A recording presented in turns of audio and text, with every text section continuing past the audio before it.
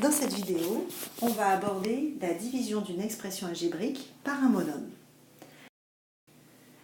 Lorsqu'on divise un monome par un monome, on va diviser les coefficients entre eux et on va soustraire les exposants des mêmes bases.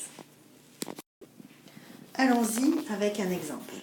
Première chose, j'ai 55x3, ça c'est mon premier monome. Quel est son coefficient? Son coefficient c'est 55.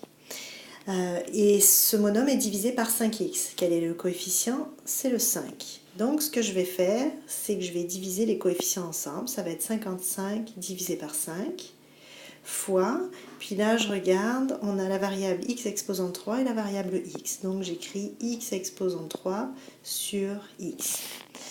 Ça va me donner 55 divisé par 5, ça fait 11. Et puis x3 divisé par x exposant 1, ça nous donne x exposant 3 moins 1.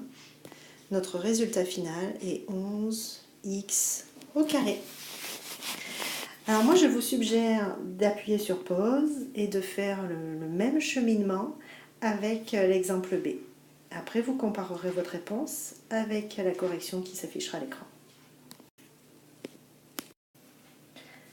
La réponse est donc moins C. J'attire votre attention que ici un nombre divisé par lui-même ça donne 1. Pareil, n'importe quel nombre divisé par lui-même, ça me donne 1. C'est pour ça qu'on n'a pas de variables A et B dans le résultat. Alors, faites la même chose pour le C, faites-le, et après comparez votre réponse en remettant lecture. Alors, la réponse est moins 0,5 sur A. Là, on a nos coefficients qui se divisent entre eux. La réponse est moins 0,5. Ici, on a A exposant 2 divisé par A exposant 3. Ça va nous donner un exposant négatif. Est-ce que j'ai le droit de garder un exposant négatif au résultat? Non. Alors, ma base avec mon exposant négatif devient 1 sur A.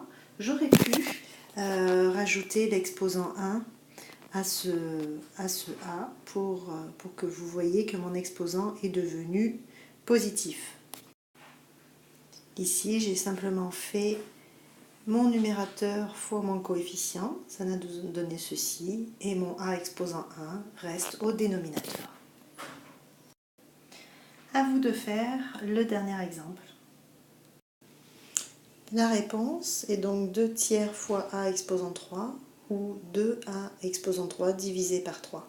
Ici, ne faites pas le calcul, ne m'écrivez pas 0,6 périodique, ce n'est pas une valeur exacte, on laisse la fraction.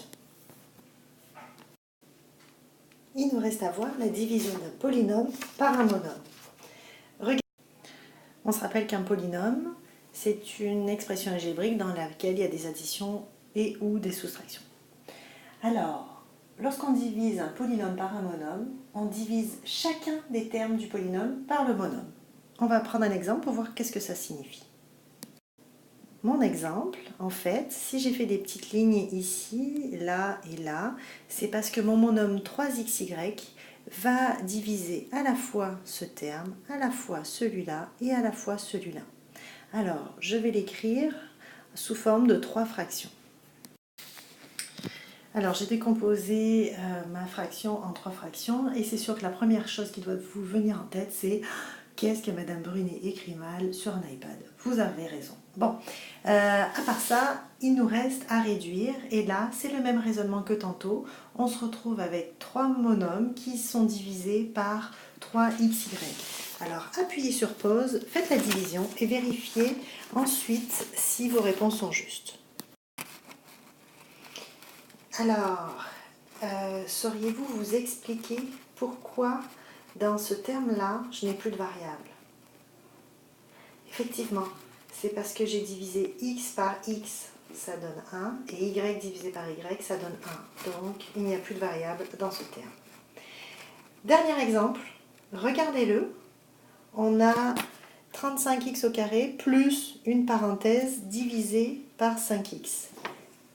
Essayez, faites la démarche et ensuite appuyez sur lecture. La réponse est 43x2 moins 3x. Si vous avez trouvé ceci, c'est terminé pour vous la vidéo. Si vous n'avez pas trouvé ceci, voici les explications.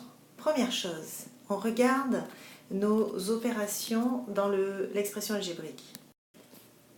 J'ai d'un côté une addition et j'ai de l'autre côté une division.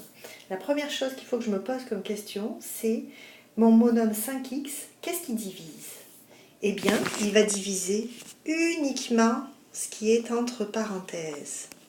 Ce qui signifie que mon 35x au carré n'est pas affecté par la division. Donc je fais juste le réécrire et après j'écris ma division sous forme de fraction comme tantôt. Ensuite, je décompose ma grande fraction en deux fractions. Je fais mes divisions. Je me retrouve avec un polynôme et je me demande est-ce qu'il y a des termes semblables. Semblables, on se rappelle, c'est même variable affectée des mêmes exposants.